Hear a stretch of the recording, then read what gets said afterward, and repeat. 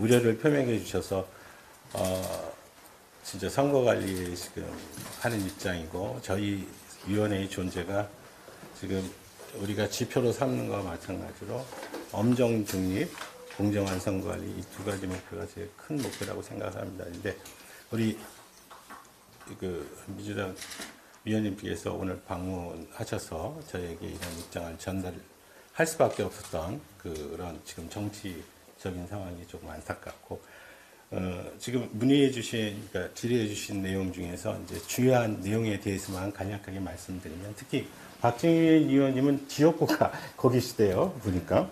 그래서 일단 CCTV 영상 관련한 부분을 저희가 말씀드리면, 저희도 계속적으로 부정선거 의혹이 제기됐었고, 제가 총장으로 취임한 이유도 그런 것이고, 이번 국회의원 선거를 잘 관리해서 국민의 신뢰를 되찾는 것이 제일 무엇보다도 중요한 시점이라서 부정선거 의혹에 대해서 잘 대처하겠다는 마음으로 제도도 개선하고, 지금 문제가 됐었던 영상이 이게 나오게 된 동기도 사실은 부정선거 의혹을 막기 위해서 저희가 투명하게 관리한다는 차원에서 마련된 제도입니다. 다만 여러 가지 각도로 저희가 이 선거 관리 절차에 대한 내용을 많이 홍보하고 소개하고 있습니다만, 일반 국민들 입장에서는 그 내용을, 정확한 내용을 모르시는 것 같아요. 지금 그게 우리 선관위에서 송출한 영상임에도 불구하고 의혹을 가지시는 분들은 왜 업무 시간 내에 일을 처리하지 않고 야밤에 2시, 4시에 뭐 하는 짓이, 모든 사람이 잠을 자는 시간 동안에 왜 일을 하고 있느냐라는 부분이 의혹의 대상이 됐었던 것 같습니다. 근데 제가 24시간 이 영상을 송출해야 된다고 얘기했었던 것이 바로 부정선거의 의혹의 근원지는 일반적으로 업무가 개시되는 시간이 아닌 모든 사람이 자는 청사가 폐쇄되고 이 투표함의 현황을 확인할 수 없는 그 시간대에서 일어난다고 생각들을 하시기 때문에 그 심야 시간대에 투표함의 상황을 알 수 있게끔 말을 드리면 저절로 그 의혹이 해소된다고 저는 생각을 했어요. 그래서 표현을 했는데, 공교롭게도 그 야간 작업을 하는 것을 또 의혹을 제기해서 저도 굉장히 놀랐습니다. 오히려 이번 그 사태를 기회로 우리 선관위 직원이 이 선거 관리를 엄격하게 관리하기 위해서 얼마나 많은 노력을 지금 하고 있는지를 우리 국민들께서 아셔주셨으면 좋겠어요. 밤잠 안 자고 표 하나하나씩 세서 어떤 오류가 있을까봐 제대로 하면 진짜 밤 2시, 저희가 홍보 자료에 냈듯이 2시에 그 접수 작업이 완벽하게 끝냈습니다. 그래서 또 1시간에 걸쳐서 개함하고 열고 들어가서 늦은 장면이었는데, 그게 왜 부정선거에 영상 시비가 되는지 저희들로서는 너무 진짜 안타까운 일입니다. 그래서 일단 어제 말씀드린 바와 같이 공보 자료를 넣고 강한 유감을 지금 표시한 것까지 지금 하셨다고 그랬는데, 저희들로서도 이 부분이 또다시 근거 없는 의혹에 휘발리는 것을 원치 않기 때문에 강하게 대응할 예정입니다. 그래서 지금 유튜브에 지금 그 영상의 삭제 조치를 지금 요청했고요. 어떻든 차단하는 조치를 취하고 있고, 지금 문제는 저희가 21대 국회에서도 저희가 발의를 했는데 의원님들이 안 들어주셨잖아요. 그러니까 선거 방해죄의 그 요건이 정확하지가 않기 때문에 그 전에 또 이 부정선거 의혹을 가지고 계속적으로 선거 관리를 어렵게 하는 그런 요소에 대해서 선거 방해죄의 요건을 좀 바꾸고 뭐를 해서 저희가 개정의안을 드렸었는데 그게 이루어지지 않았거든요. 그래서 차제에 저희가 막을 수 있는 부분은 그 기존에도 이와 비슷한 건에서 고발, 고소 이런 것들이 다 들어갔습니다. 근데 결국은 기소까지 된 사건에서도 대법원에서 무죄 나왔거든요.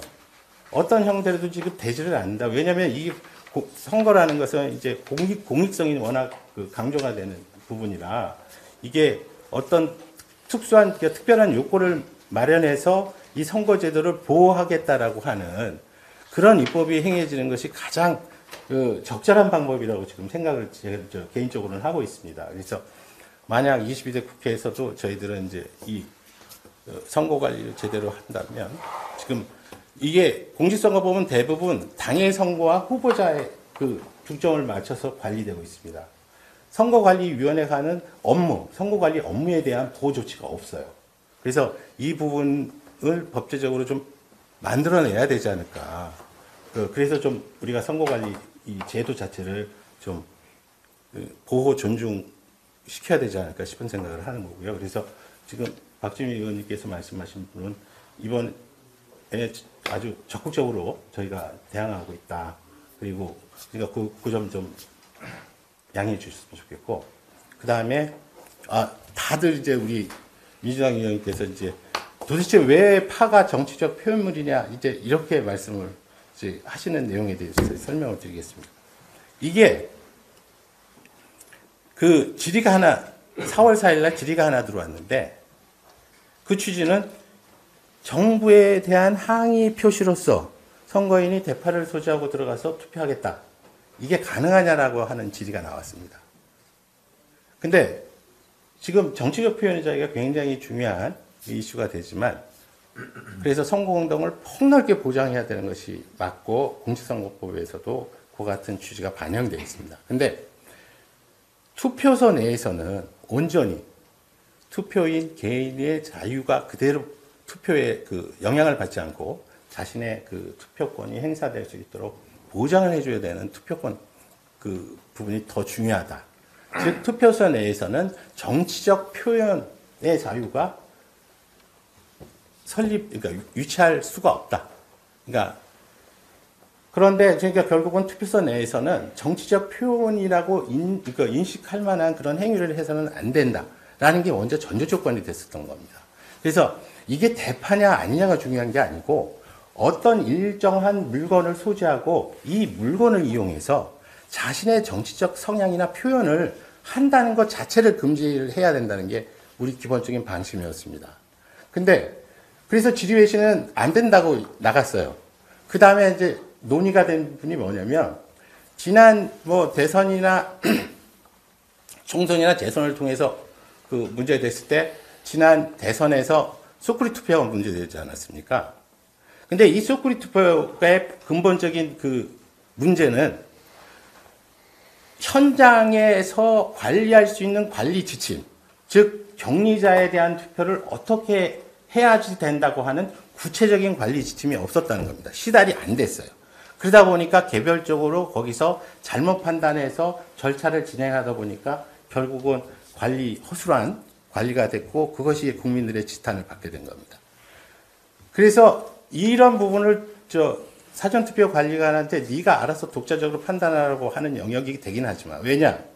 장바구니에 시장을 보고 거기 대파를 사갔다고 해서 장바구니 들고 투표한다고 해서 누가 뭐라고 그러는 사람은 없죠. 그걸 막을 수도 없을 거예요. 다만 지금 말씀하신 대로 대파를 들고 들어갔을 때 이 사람이 지금 정치적인 의사 표현을 하고 있는지 안 하고 있는지 이게 내가 이거 정치적으로 한다 안 한다라는 부분이 이게 판단 근거가 명확하냐라고 말씀하셨지 않습니까? 근데 판단 근거가 명확하지 않더라도 현장 상황에 따라서 여러 가지 요소를 종합하면 소위 평균인의 상식으로 봐서 이것이 정치 행위에 해당한다 안 한다는 구별할 수 있을 것이라고 생각을 했던 겁니다. 그래서 그 지침이 그와 같이 대파 뭐 이런 부분은 가능하면 놓고 투표하시고 나가서 가져가게끔 하라라는 그 지침이 마련된 것이고요. 만약 이런 지침 때문에 문제가 된다, 안 된다라고 했을 때는 저는 소쿠리 투표와 같은 형태의 더 큰 혼란이 온다고 생각을 했습니다. 즉, 이 물어보신 분이 지금 한 분은 아닐 거라고 생각해요. 왜냐하면 정치적 항의 표시를 해서 투표를 가시면서 항의하기 위해서 대파 들고 갔다는 생각은 그냥 개별적으로 안 하셨을 것이고요. 일단 또한 이것이 문제가 된다는 생각 때문에 선관위에 질의를 하셨다고 생각을 합니다. 그러니까 결국은 자신의 정치적 표현을 하시는 분들도 있을 것이라는 생각해서 이 지침을 마련할 수밖에 없었는데 만약 마련하지 않은 상태에서 이런 일이 벌어지면 예를 들어서 지금 이 대파가 우리 대통령과 관련된 내용이기 때문에 지금 문제가 되는데, 그러면 대통령을 지지하는 사람 입장에서는 이 사람이 투표소 안에서 정치적 표현 행위를 해? 대파를 들고 정치적 표현 행위를 해? 그러면 저희한테 이제 항의가 들어올 거고요. 그러면 이거를 어떻게 이거를 항의를 막습니까? 어쩌고저쩌고 이렇게 되면, 그러면 지금 한동훈 위원장이 얘기했던 갑자기 초밥을 들고 들어와서 투표하겠다는 등, 뭐 일제 샴푸를 들고 투표하겠다는 등의 사람이 생길 겁니다. 그러면 건전하게 운영돼야 되고 엄숙하게 운영돼야 되는 투표장에 완전히 희화가 되는 거죠. 어떤 사람은 대파 들고 들어오고 어떤 사람은 샴푸 들고 들어오고. 이게 맞는 일입니까? 오히려 그러니까 국민들한테 양해를 구하고 싶은 게, 이것은 대파가 정치적 표현이 아니라는 겁니다. 신성해야 될 투표소 안에서 정치 행위를 해서는 안 된다는 기본적인 원칙을 세웠던 것이고, 지금 이 내용은 본 투표장에서도 그대로 반영이 돼야 된다고 생각합니다. 이 부분을 오해를 하셔서 그런지 자꾸 지금 선거운동 중에 뭐 대파 얘기 나오고 뭐 대파 구조 나오는데, 여기도 마찬가지고요. 지금 일부 투표소에서는 또 봉투 해갖고 디올 백 이렇게 써가지고 들어가신 분이 있어요. 저는 그거 다 막으라고 할 겁니다. 그러니까 투표소 안에서는 정치적 표현행위가 들어가서는 안 된다고 생각합니다. 그래서 이것은 누구를 위한 내용이 아닙니다. 잘못하면 이 투표라는 행위가 정치적으로 너무 희화화될 가능성이 있어요. 선거 관리를 하는 입장에서는 그것만은 막아야 된다고 생각합니다. 그래서 오늘 이 자리에서 이제 우려를 해주신 분은 충분히 저희도 인정을 하고, 어떻게 좀 지침을 내릴 때 뭔가 좀 잘 해서 오해가 소지가 없게 좀 할 방법은 없었을까라는 생각도 해봤어요. 근데 이게 저희들 생각하고는 전혀 다른 각도로 지금 막 나가지만, 실제적으로 이 부분을 처음에 저희가 이런 부분을 의식하고 지침을 내리지 않으면 오히려 더 희화가 돼가지고 투표행위가 엉망이 됐을 거라는 생각을 지금도 하고 있습니다. 그래서 오히려 더 이게 자제러들지 않고 저희가 몇 번을 얘기를 했는데도 불구하고 지금 안 되는데, 그래서 제가 본투표 때도 아까 대파 갑자기 바꾸셨다고 그랬는데 절대 바꾸지 않았습니다. 경우에 따라서는 쪽파도 막을 수 있습니다. 그러니까 문제는 들고 들어오는 물건이 무엇이냐는 중요하지 않습니다.